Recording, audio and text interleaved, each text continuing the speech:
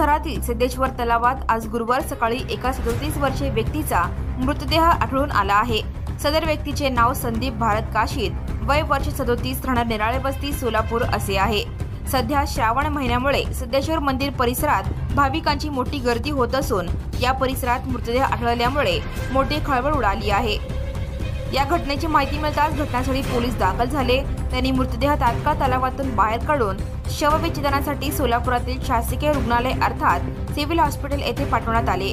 नातेवाईकांकडून मिळालेल्या माहितीनुसार काल दिनांक 13 ऑगस्ट 2025 रोजी संदीप हा सायंकाळी 4 वाजता घरातून निघाला होता। मृतदेह पाण्यात कसा गेला, ही आत्महत्या आहे की अपघाती मृत्यू, याबाबत अधिक तपास पोलीस करत आहेत। Subscribe now and press the bell icon. Never miss an update.